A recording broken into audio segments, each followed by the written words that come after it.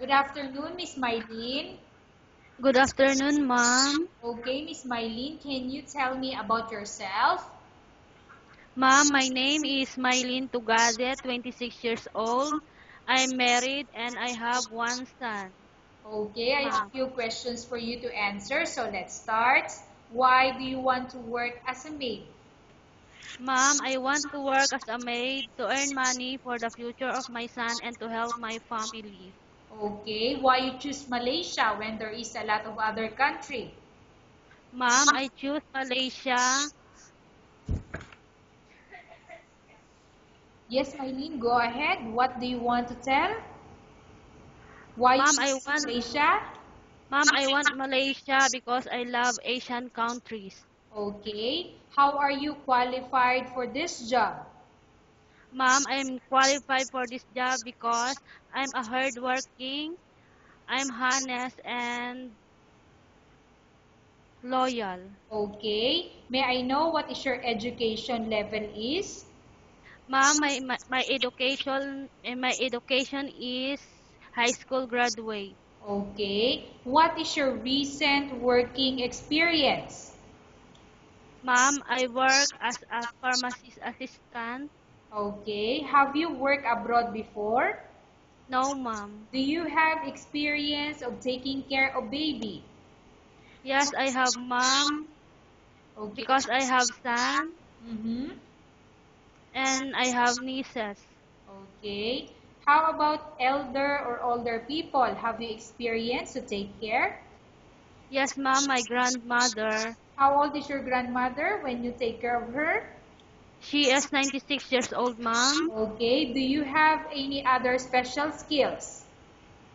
I do cooking, cleaning the house, gardening, ironing, and washing, ma'am. Okay. Are you willing to learn new skills? Yes, ma'am. Are you willing to work with a family where the mother-in-law or any relatives stay together? Yes, ma'am. Currently, are you still working now? No, ma'am. Do you know how to cook? Yes, ma'am. What sort of food can you cook? Filipino dishes, ma'am. Can you tell me what are those Filipino dishes that you can cook? Yes, adobo, ma'am. Sinigang, apritada. Okay. Are you aware that you will have to do washing, cleaning, ironing, and cooking? Yes, ma'am. From all the house chores like cooking, cleaning, ironing, and washing, which do you like most? Cooking, ma'am. If ever you were selected to work in Malaysia, who will take care of your kids? My parents will take care my son, ma'am. Okay. You are not allowed to use handphone or cell phone during working hours. Yes, ma'am. You are only allowed to use handphone or cell phone after you finish all the works and when going to bed. Yes, ma'am. You are strictly needed to surrender the handphone to your employer in the morning, and your employer will return back to you once you're going to bed. Yes, ma'am. If ever your employer finds out that you're abusing your handphone and it's affected your work performance, your employer will confiscate your handphone and you're not allowed to hold it anymore. Instead, your employer will allow you to call to your family 3 times in a month. You're only allowed to bring normal phone and you're not allowed to bring smartphone. Are you agreed for the terms and condition? Yes, ma'am. Are you agreed to the rules and regulation for the handphone? Yes, ma'am. How many years is the contract as you agreed and understand? 2 years, ma'am. Can you describe for me your ethics or your attitude? I'm hardworking, loyal, honest, and disciplined, ma'am. Okay. How can you assure to us that you will work hard in Malaysia?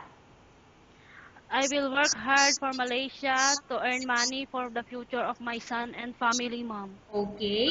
Can you promise not to use the telephone without the permission of your employer?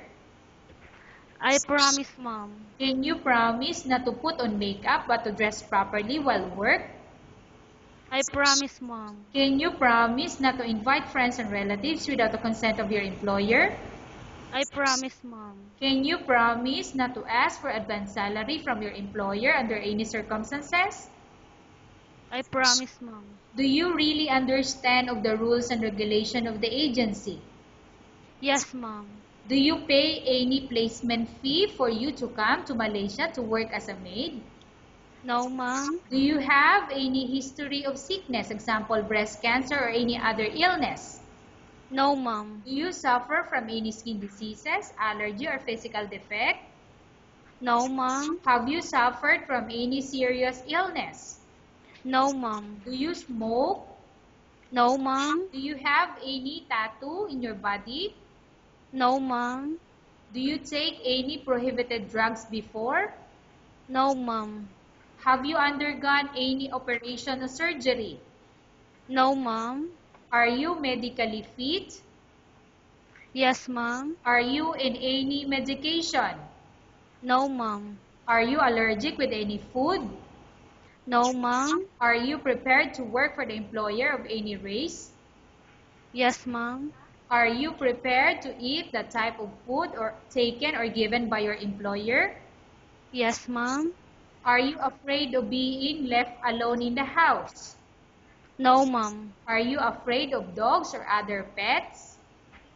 No, ma'am. Can you promise to work according to instruction from your employer? Yes, ma'am. Do you have any immediate family working in Malaysia?